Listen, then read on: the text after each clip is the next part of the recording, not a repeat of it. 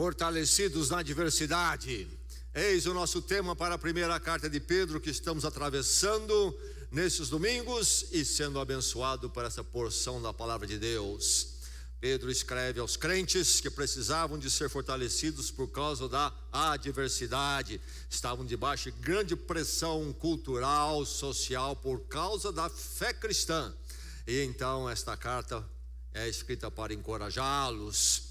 E nós também, como todos os crentes em todos os tempos, estamos de alguma forma debaixo de oposição cultural, social e muitos até governamental, e a dor que vem por causa da fé, a perseguição, a opressão, a oposição do mundo, e nós precisamos dessa palavra do Senhor também. Como viver a vida cristã e andar com Cristo no mundo que não aceita isto, não se alinha com isto? Como viver assim? Aí está a 1 Pedro. Hoje vamos focar no capítulo 2, do verso 13 ao verso 17. 1 Pedro 2, 13 a 17. Mas há um verso que temos escolhido como verso chave, falando em fortalecimento, encorajamento. Em 1 Pedro capítulo 5, verso 7, há este verso, já conhecido de muitos aqui. Vamos juntos dizer este verso? Lancem sobre ele toda a sua ansiedade, porque ele tem cuidado de vocês. Agora o nosso texto então no capítulo 2, o nosso foco é a partir do verso 13, mas observe o verso 12 que vem antes. Vivam entre os pagãos de maneira exemplar, para que, mesmo que eles os acusem de praticarem o mal, observem as boas obras que vocês praticam e glorifiquem a Deus no dia da intervenção. Veja a primeira frase ali: vivam entre os pagãos de maneira exemplar. Aí está o drama de todo crente em Cristo Jesus. O crente vive entre pagãos, isto é, o crente vive sempre numa sociedade que não crê realmente no Evangelho, no Deus revelado em Cristo. Eis o grande drama. E aí a ordem dele: vivam de forma ou de maneira exemplar. E continuando nessa linha que vem então o verso 13, e vamos até o foco do verso 17, mas continua nos outros versos, veremos no próximo domingo. Então 1 Pedro 2, 13 a 17, a palavra de Deus que o encontra nesta noite, para edificá-lo, para afirmá-lo mais, para viver a sua vida com Cristo neste mundo. Que o seu coração então esteja aberto à palavra, a sua mente alerta, que o Senhor assim faça com cada um aqui agora.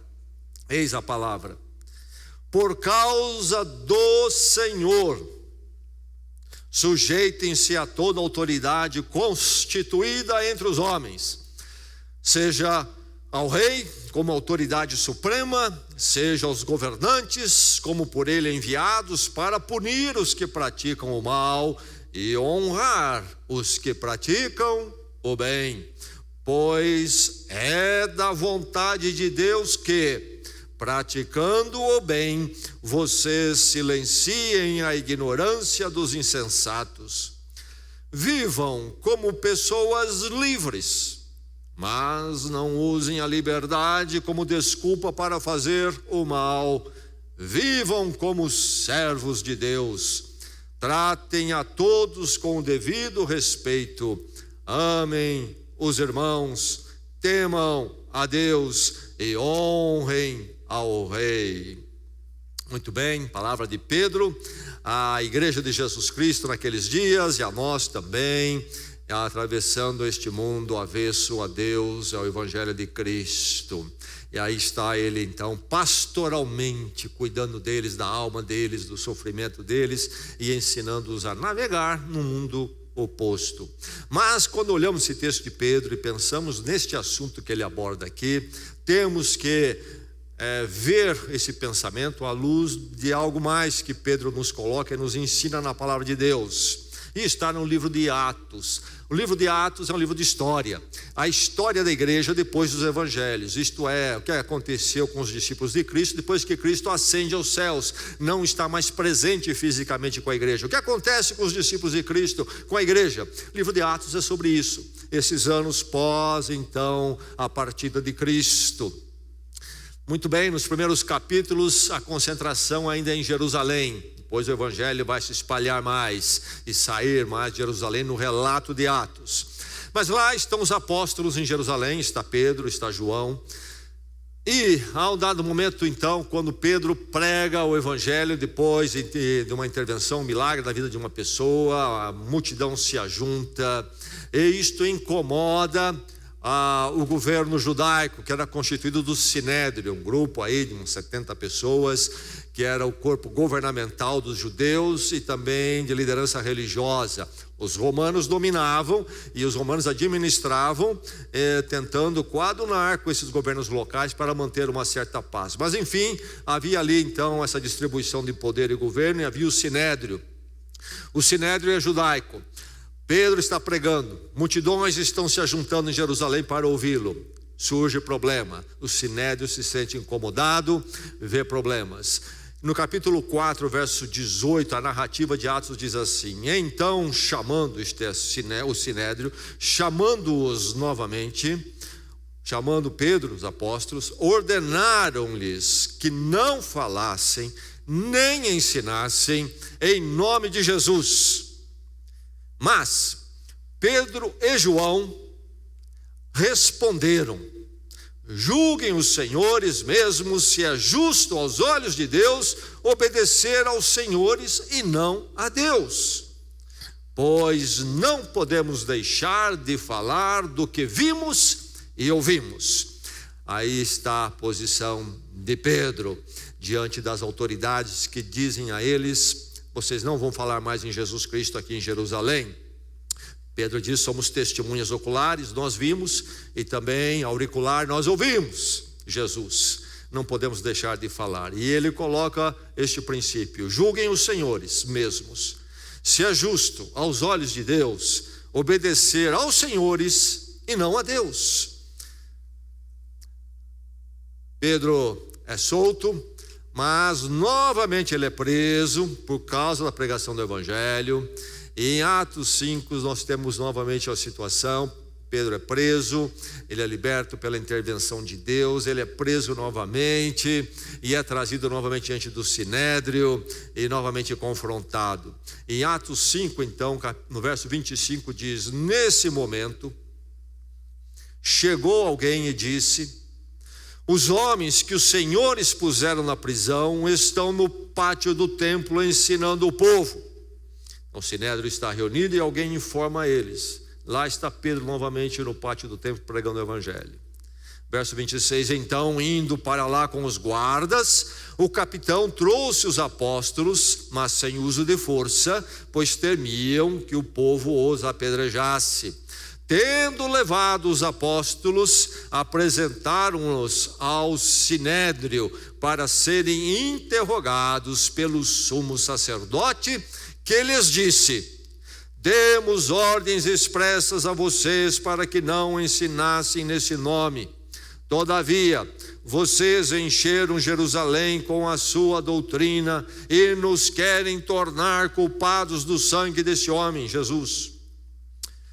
Pedro e os outros apóstolos responderam: é preciso obedecer antes a Deus do que aos homens.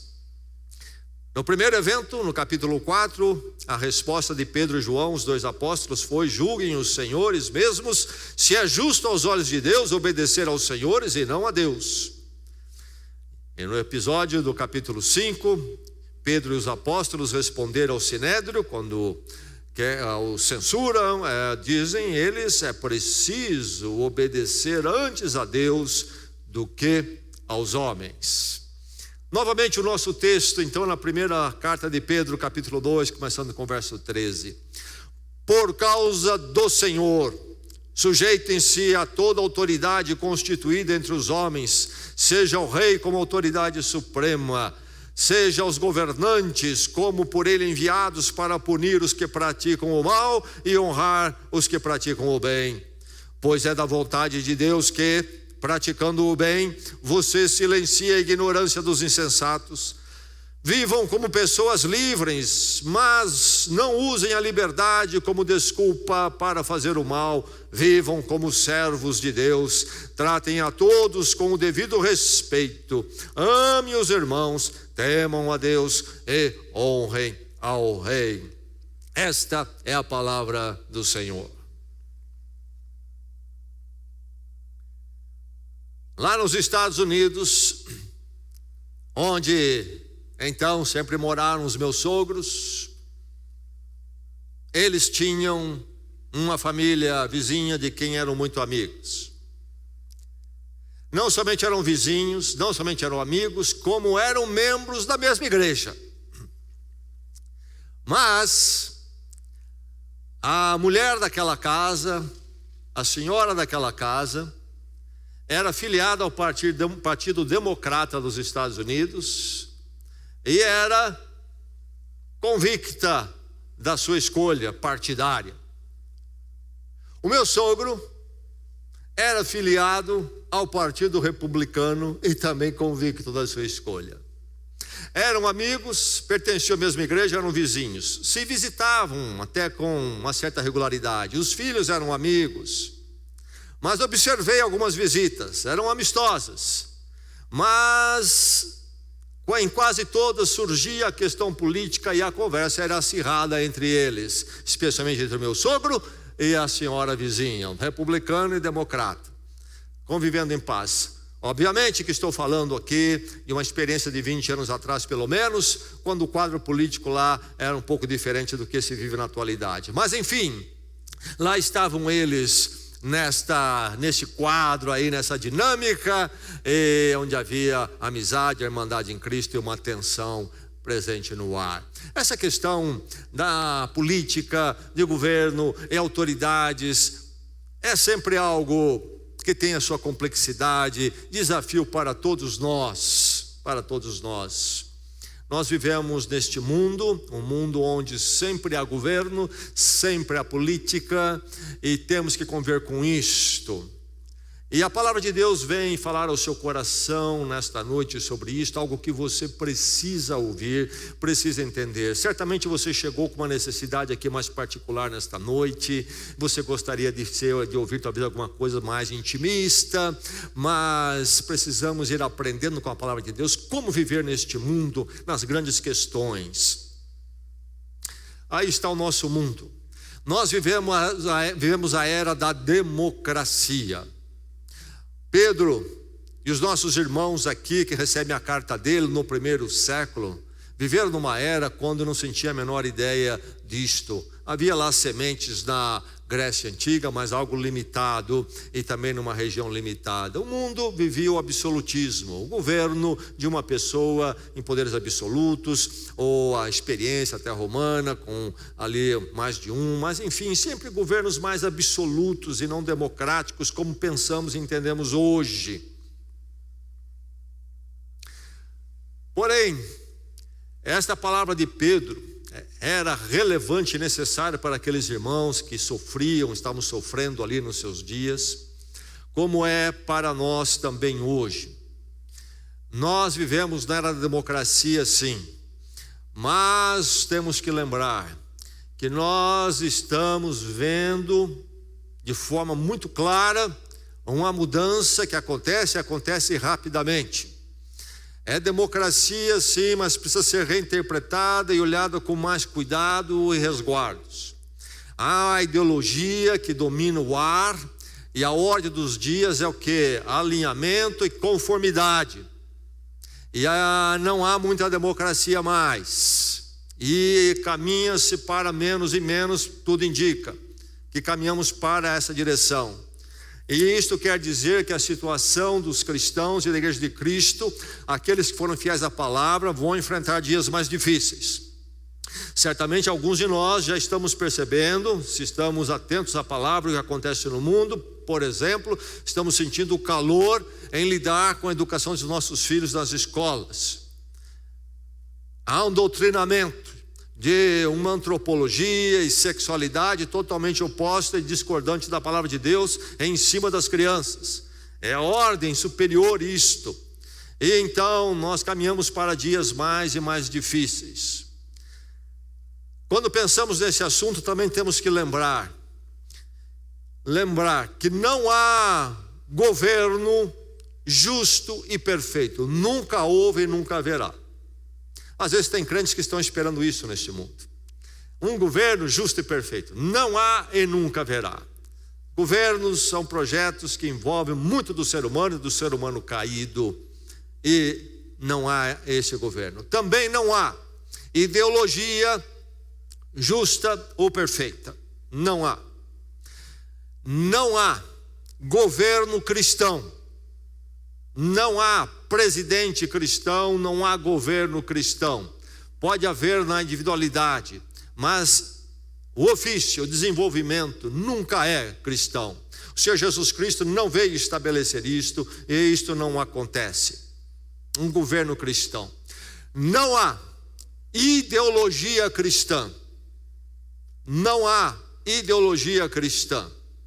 Nós temos sim aquilo que é a definição e valores do reino de Deus da palavra. Mas as criações humanas, ideologias, nunca são cristãs. Tome muito cuidado com isto. Um mundo de ideologia. E aí, qual é a experiência dos crentes através dos séculos? Dos cristãos?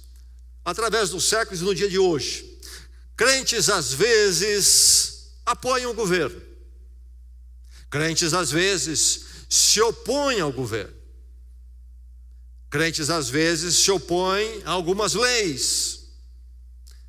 Crentes às vezes se dividem politicamente diante de uma dada situação, governo, etc. Crentes às vezes aceitam sofrer debaixo de governos. Crentes às vezes sofrem porque é imposto sofrimento a eles por governos, como acontece nos dias de hoje. Neste domingo, crentes estiveram debaixo de sofrimento em algumas partes do mundo, sofrimento difícil. Isto mesmo, crentes com sofrimento difícil. E crentes às vezes até lutam em revolução. E o que eu disse aqui, tudo isto envolve os cristãos, os crentes, inclusive os batistas, tudo que eu citei aqui, inclusive o nosso grupo dentro da cristandade tem participado de situações, todas essas situações que eu mencionei aqui. É o lidar com essa realidade do mundo, sempre desafiadora para os cristãos, nem sempre fácil de dirimir.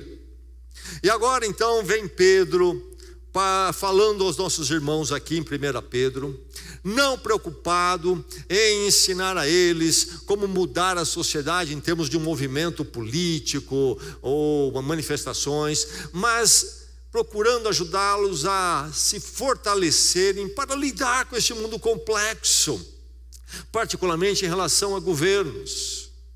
E então, pastoreando o coração desses irmãos e os nossos também, a preocupação de Pedro é como é que o crente vai se relacionar, administrar aqueles que são de fora da fé. Por isso que ele diz aqui no verso 12, vivam entre os pagãos, porque essa é a nossa realidade. O crente vive sempre entre pagãos. E como é que vamos lidar com eles? Inclusive em governos. E aí então, a preocupação de 1 Pedro não são princípios de como é que vocês vão derrubar o Império Romano. Alguns pensam assim, não é? Pedro tinha que escrever isto. Não, não é assim. E em Atos temos o princípio dele, que mais importa obedecer a Deus do que aos homens. E aí então está essa realidade. Como que o crente então deve navegar e como que ele deve ser? Meu irmão, minha irmã, você é um servo livre. Isto mesmo, você é um servo livre. E antes de ir em frente, deixe-me dizer que a palavra servo que aparece aqui no original doulos é a palavra para escravo. No Império Romano havia por volta de 60 milhões de escravos. A economia, o sistema todo era mantido e sustentado com a escravidão, com nuances diferentes do que nós entendemos ou conhecemos por escravidão aqui nas Américas, em tempos passados. Escravidão sempre foi difícil, era difícil também no Império Romano, mas tinham variações. As pessoas podiam, por exemplo, se vender à escravidão voluntariamente. Alguns faziam isso muitas vezes quando enfrentavam um problema econômico. Muitas vezes alguns se vendiam por contrato de tempo limitado, por alguns anos. Então, servindo alguns anos, tal pessoa, aí pago a minha dívida. Havia no Império Romano, por exemplo, escravo que era médico, havia escravo que era professor. Uma família abastada podia ter, por exemplo, um escravo de grande preparo, então, aí, de conhecimentos, e talvez um professor, e que se tornava, então, o tutor e aquele que ia educar os filhos da família. Mas era um escravo. Enfim, a palavra aqui, servo. Vocês são servos, escravos, e vocês são livres. O verso 16 diz: vivam como pessoas livres. Depois ele continua no mesmo verso: como servos, escravos de Deus. Vivam como pessoas livres. Vivam como servos de Deus. Servos livres. Eis a proposta de Pedro aqui, um paradoxo. Sou servo ou sou livre? Sou escravo ou sou livre? Sou livre ou sou escravo? Quem sou eu? Você, servo e livre. Lembre-se sempre disto, enquanto você navega neste mundo, em todas as situações, relacionamentos sociais, e Pedro vai avançar para a questão doméstica. Como é que se faz para se viver num lar onde alguém não é crente, você é crente? Ele vai avançar para isto. Como é que fica um escravo, por exemplo, crente, diante de um senhor que não é crente? Como é que fica isso tudo? Pedro vai avançar para isso, mas aqui particularmente, pensando a questão da cidadania, de governo, ele diz: vocês são servos livres. Você, meu irmão, minha irmã, é um servo livre, servo somente de Deus. Eis a verdade aqui do apóstolo Pedro. Ele começa no verso 13 dizendo primeiramente o quê? Por causa do Senhor. Por causa do Senhor. De quem ele está falando aqui? De Jesus Cristo. Deus em Cristo, Senhor. Deus em Cristo, Senhor. Dentro do Império Romano, o título para o imperador era César. Senhor, César. Aqui no grego, o equivalente, Kyrios, Senhor. E nas Escrituras Sagradas, este título de soberania maior é dado a Jesus Cristo entre os cristãos e não ao imperador romano. Jesus Cristo é César, Ele é o Senhor. Por causa do Senhor, isto é, vocês estão debaixo do César maior, do Senhor maior, Jesus Cristo. Ele é o Senhor de vocês. Todo escravo tem Senhor. O que torna alguém escravo é ter um Senhor. Então, vocês são escravos de Deus, e somente de Deus, é o Senhor. Tudo o que Ele vai dizer aqui está construído em cima primeiramente dessa verdade. É por causa do senhorio de Cristo sobre vocês, porque vocês são servos dele, é que vocês vão observar estas coisas. Por causa do Senhor. E no verso 16 ele vai dizer, que eu já citei: vivam como servos de Deus. Você deve viver como servo de Deus. É o senhorio de Deus em Cristo que governa a sua vida. E é por isso que no verso 17 ele vai dizer, então: temam a Deus. Vocês vão amar os irmãos, vocês vão honrar ao rei, mas temer somente a Deus e mais ninguém. Temer somente a Deus. Vocês são servos de Deus. Então, você que é discípulo de Jesus Cristo, lembre sempre disto. O que aconteceu na sua vida? O que aconteceu na sua vida? Um dia, você entendeu a sua situação diante de Deus, que você não era um servo de Deus, mas servo do pecado e do mal e da proposta do mundo. E você caiu em si e entendeu a sua necessidade do perdão de Deus em Cristo através do sacrifício na cruz. Cristo pagou minha culpa, minha dívida. Sou devedor, não posso pagar, não posso fazer por merecer, eu preciso de misericórdia, eu preciso de compaixão e graça, um perdão que eu não mereço, e Deus conquistou isso na cruz, tomando sobre ele a sua própria justiça, a minha condenação e a sua. Um dia você entendeu isto, e você então ali sentindo o peso de tudo isto, você clamou pelo perdão conquistado por Cristo, o perdão gracioso, humildemente, quebrantado, nada posso, nada mereço, clamo por graça e misericórdia, e Deus lhe concedeu. Mas Cristo ressuscitou, no poder dele você nasceu também para uma nova vida, uma nova forma de viver, agora não mais escravo do mundo, mas servo de Deus no mundo. Deus é o Senhor do meu coração, Ele me conquistou em Cristo Jesus, e a minha vida é dele, eu vivo para Ele, eu vivo conforme a vontade dele, Ele é o Senhor, é o César da minha vida, Deus em Cristo. Então a conversão fez o que com você? O tornou servo de Deus e somente de Deus. Não se esqueça disso, de Deus e somente de Deus.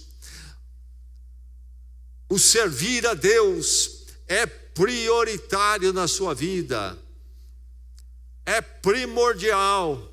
Eu sirvo a Deus, e a Deus em primeiro lugar e sobre todas as coisas.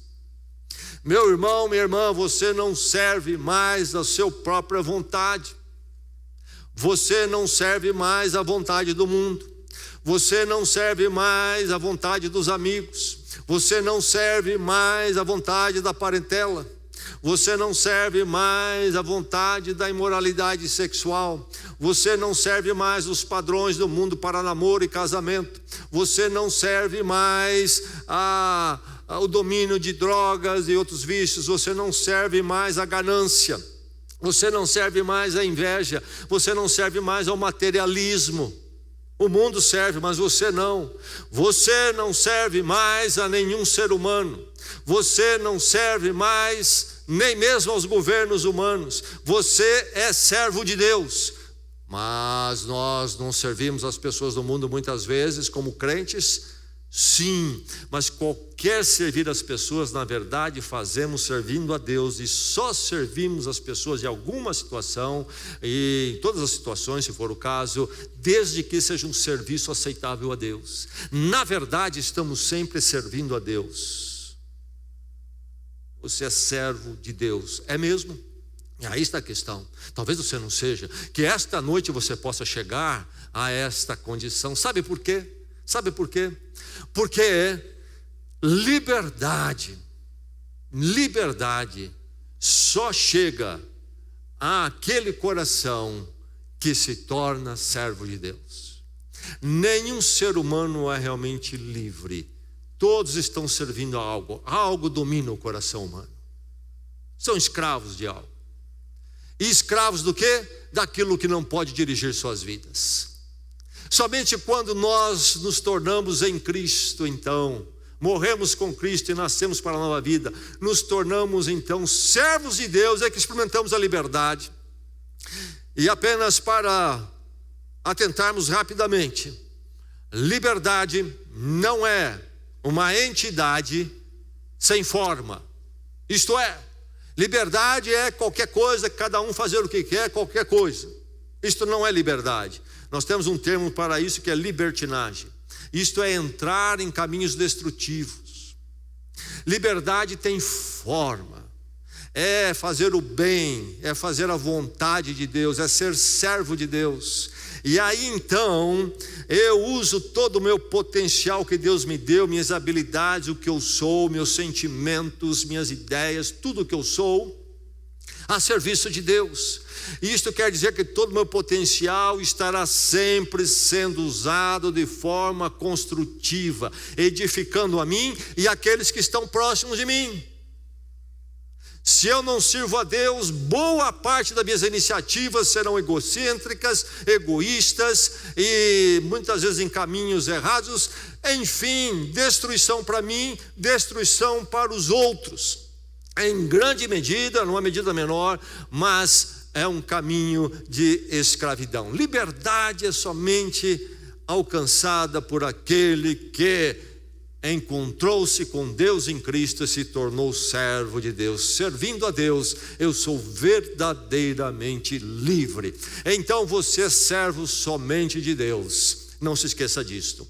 Diante de todos os homens, seres humanos, homens e mulheres, diante de ideias, diante de ideologias, diante de governo, meu irmão, verifique que Deus é o Senhor do seu coração. Que Deus em Cristo é o Senhor do seu coração, por causa do Senhor, diz ele aqui. Então, por causa do Senhor, tudo deve decorrer. É Cristo realmente o Senhor do seu coração? É realmente? Servo livre, porque você é um servo somente de Deus. Mas então, na liberdade de servo do Senhor, você é livre para servir a Deus. Isto mesmo. Nada mais maravilhoso do que ser livre para servir a Deus. Livre para servir a Deus na minha profissão, livre para servir a Deus nos meus caminhos familiares, conjugal, livre para servir a Deus no meu namoro, projeto de namoro, livre para servir a Deus nas minhas emoções, livre para servir a Deus nas intenções do meu coração, livre para servir a Deus ao lidar com o dinheiro, com o tempo. Sempre fazendo a vontade de Deus e não fazendo aquilo que é contrário à vontade de Deus. Eu sou livre para isto. Por isso que ele vai dizer então no verso 16, nós já falamos, vocês vivam como livres, mas como servos de Deus. No paradoxo então, servos somente de Deus e livre para servir a Deus. Vivam como pessoas livres, mas não usem a liberdade como desculpa para fazer o mal. Verso 16 mais uma vez. E aí inclusive servindo a Deus livremente, ele coloca a estratégia. Diante de um mundo que se opõe à fé, e então vem a calúnia, ou há um entendimento distorcido do que é ser cristão, e trazem problemas para nós. No caso deles havia muitas vezes até denúncia diante de autoridades. O que é que ele diz no verso 15? Pois é da vontade de Deus que, praticando o bem, vocês silenciem a ignorância dos insensatos. Vocês praticando o bem, silenciem a ignorância dos insensatos. Pedro oferece-lhes uma estratégia: sirvam a Deus, vivam fiéis a Deus, e que as pessoas possam observar de forma concreta sua vida de servir a Deus no mundo. E isto seja o que silencie aqueles que os acusam e os atacam. Vejam em você algo superior e digno. Livres para servir a Deus, vivendo esse testemunho diante do mundo, dos colegas de escola, no trabalho, etc. Servindo a Deus. E aí ele traz o fator respeito. Servir a Deus no mundo. Livres para servir a Deus envolve haver em mim, então, como servo de Deus, sempre oferecendo respeito ao ser humano. Não é porque eu sirvo ao ser humano, mas é porque eu sirvo a Deus. Servindo a Deus, eu vou dar respeito àquele que também é criatura de Deus. Por isso que ele diz aqui no verso 17: tratem a todos com o devido respeito. Nós podemos discordar das pessoas, e muitas vezes temos até que argumentar, mas sempre com respeito. Até no próprio matrimônio, quantas vezes dois seres ainda, mesmo que sejam crentes, dois seres ainda falhos, ainda sendo trabalhados por Deus, há muito a ser feito no coração dos dois. E não é difícil surgir no momento quando há ideias com visão opostas, e há necessidade ali de uma boa conversa, e precisamos conversar, mas não podemos jamais perder o respeito, em termos de gestos, em termos de palavras. Por mais difícil que seja o assunto, por mais complexo seja o assunto, por maior que seja o embate, estamos com dificuldade de enxergar do mesmo ângulo a questão, o respeito tem que ser preservado. Assim é na igreja também, e assim é no relacionamento, seja onde for, empresarial, profissional, onde estivermos, entre a família. Podemos debater, podemos argumentar, mas nunca nos dar a liberdade de perdermos o respeito ao outro, criatura de Deus. Servir a Deus, livres para servir a Deus no mundo, não usando a liberdade para fazer o mal.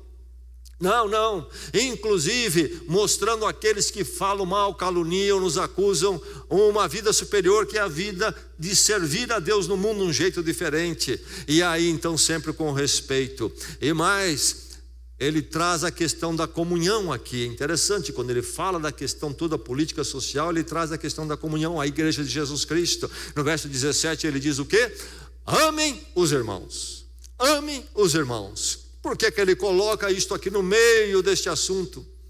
É importante que, acima de política, acima de ideologia, esteja no meu coração a igreja de Jesus Cristo, o amor aos irmãos e a comunhão. Nenhuma questão política partidária, ideológica, pode adentrar no meu coração acima do meu amor pela igreja de Cristo, pelos irmãos e a comunhão. Preste bem atenção nisso. Particularmente esse assunto é caloroso, se torna muito caloroso para muitos. Ideologia, política partidária. Cuidado, que isto nunca venha roubar de você o amor pela igreja, o amor pelos irmãos em Cristo.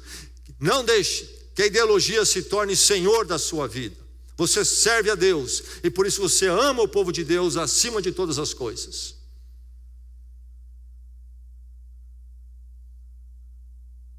Meu sogro e a vizinha debateram muitas vezes política, nunca concordando. Os dois já partiram para a glória. Não creio que isso os está preocupando lá em cima agora. Estão juntos, quem sabe adorando ao Senhor lá, livres para servir a Deus. Onde você for, no que você fizer, a verdadeira liberdade é ser servo de Deus e servi-lo. Todo o seu potencial é levado para aquilo que edifica, constrói, para aquilo do qual você nunca vai se arrepender, você não vai fazer mal aos outros, nem a você, enquanto você servir ao Senhor. Que Deus o torne sempre alguém livre para servi-lo. Servo livre, servo somente de Deus, livre para servir a Deus, e servo de Deus que sujeita-se a governos. E aí então Pedro vai chegando aqui na nossa consideração a questão mais precisa. Servos de Deus que se sujeitam a governos. Houve um filósofo político chamado Thomas Hobbes. Muitos de vocês devem ter ouvido falar dele. Faleceu em 1588, escreveu, entre outras coisas, um livro muito conhecido, estudado até hoje, chamado Leviatã. A palavra aí para os monstros antigos, marinhos, né, mitológicos até. E ele vai aplicar esse termo, monstro marinho, para o governo, Leviatã. No livro dele, a tese dele é que o coração humano é muito mau. E que se não houver governo, o ser humano tem sérios problemas. Ele precisa de governo para organizar o ser humano, colocar em ordem, senão é o caos, é um problema. Sem de forma nenhuma querer aqui assinar o que Thomas Hobbes defende como filosofia política, nem dizer que o que ele diz é o que a Bíblia diz, mas lembrando essa reflexão dele, entre outras coisas que ele faz, é claro, muito mais, essa necessidade do governo é um fato para a nossa sobrevivência. E aqui no texto nós vemos que o apóstolo Pedro, então Deus falando através dele, aprova os governos. Há uma necessidade do governo. Sem o governo, há anarquia. Crentes em Cristo Jesus não são a favor da anarquia. É terrível a anarquia. Vamos acabar com o governo, vamos derrubar tudo. Crente não pode desejar isso porque é tolo. Nós precisamos de governo. E aí vivemos num mundo onde os governos são sempre imperfeitos e injustos, mas são necessários. Gostaríamos de ter governos melhores, lutamos por governos melhores, ansiamos sim, mas seja como for, os governos têm a sua razão de ser. Nós somos servos de Deus que se sujeitam a governos. Sujeite-se a toda autoridade constituída, diz aqui verso 14 e verso 15. Sujeitem-se a toda autoridade constituída por causa do Senhor, o César maior. Sujeite-se aos Césares pequenos da terra, a toda autoridade constituída entre os homens, seja o rei como autoridade suprema, seja os governantes. Sujeitem-se. O crente em Cristo Jesus é o servo de Deus, que se sujeita, servindo a Deus, aos governos. Nós, inclusive, precisamos reconhecer sempre a posição daquele que está em autoridade constituída. Aqui diz ele no verso 17: honre ao rei. Honre ao rei. Quem é o rei? Quem é o rei nos dias de Pedro? Nero. Terrível Nero. Aliás, grande parte do problema que Pedro está abordando aqui na vida desses crentes é causado por Nero. Não que ele fez uma lei específica de perseguição aos cristãos, mas ele instigou oposição aos cristãos, com a sua atitude de colocar fogo em Roma em 64 e aí culpar os cristãos disto. E ele sim procurou depois antagonizar mais os cristãos, fez coisas terríveis com os cristãos.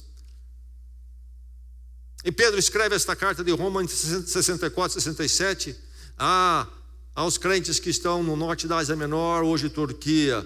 Basta ler o primeiro verso, o primeiro capítulo, você vê o endereço ali. Mas enfim, honra ao rei. É aqui Nero.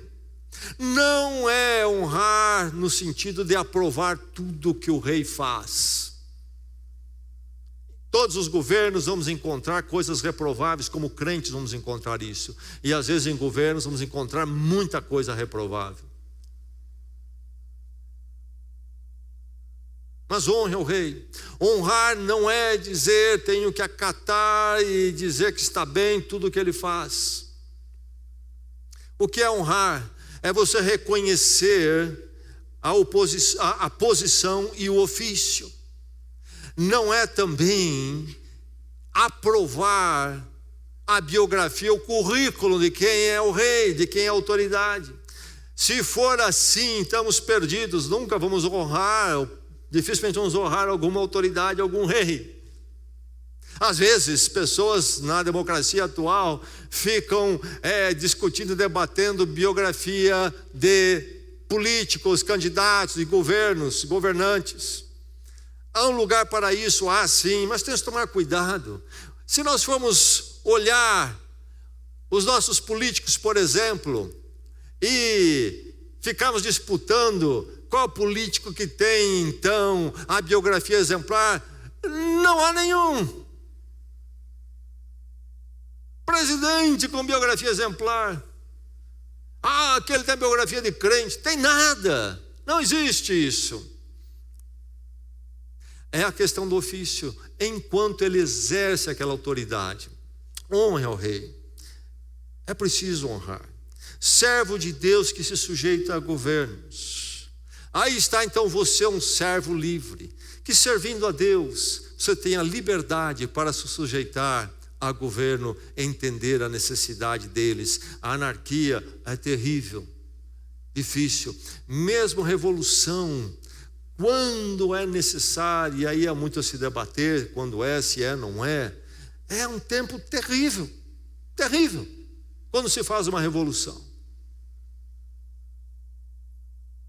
Precisamos entender o lugar, a necessidade e a utilidade de governos e caminharmos de forma sábia, servindo a Deus, sujeitando a governo. Mas o servo livre é aquele que é servo livre diante dos males de governo. Preste bem atenção nisso. Você é um servo livre, você é um servo livre diante dos males de governo. Os governos, segundo Pedro e Paulo, argumenta a mesma coisa, o apóstolo Paulo na sua carta aos Romanos, na palavra de Deus, no capítulo 13. Os governos têm um mandato de Deus. Os governos têm um mandato de Deus. E eles vão responder a Deus ainda sobre o que eles fizeram enquanto no ofício de governo em relação a esse mandato. Qual é o mandato? Está aqui no verso 14.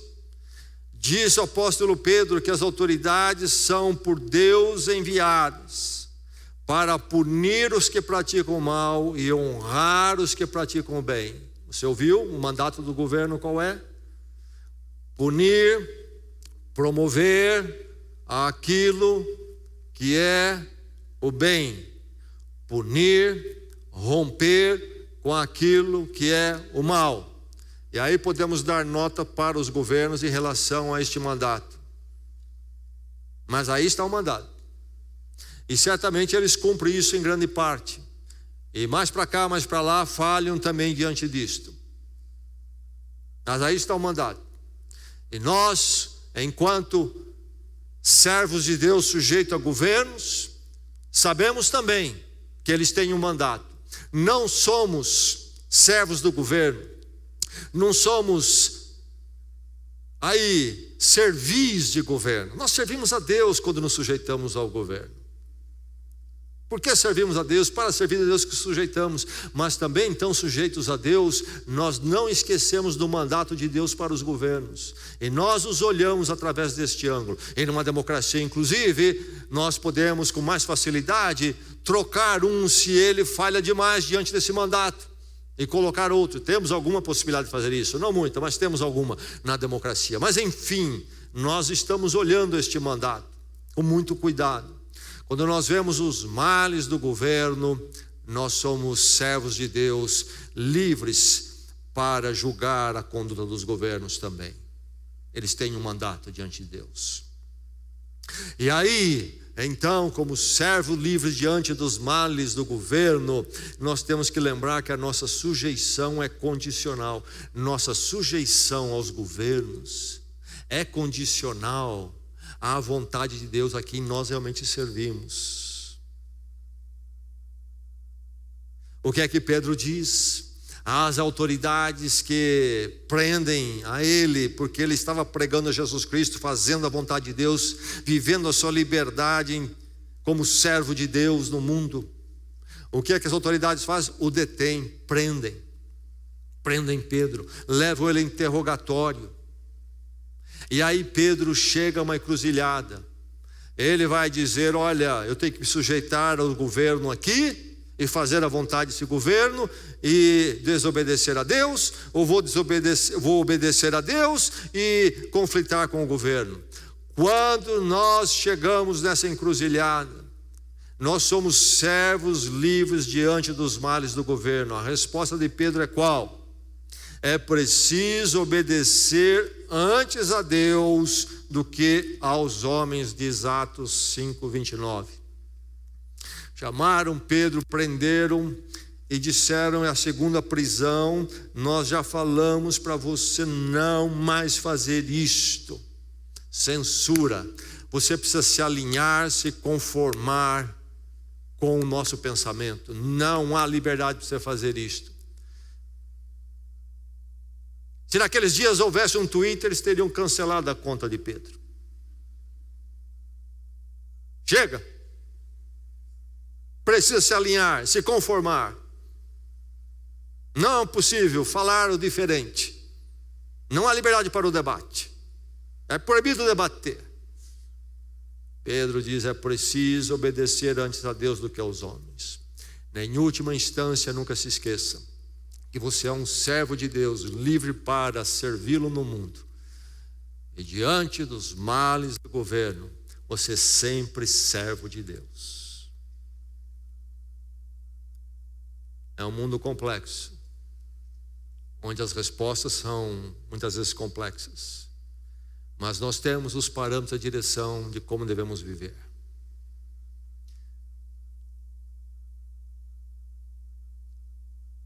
Em 1940, o exército nazista alemão invadiu a Holanda, dominou a Holanda e começou a aplicar na Holanda as mesmas coisas que já estavam fazendo na Alemanha, inclusive o aprisionar dos judeus e enviá-los para campo de concentração. E lá na Holanda havia uma família, um pai e duas filhas.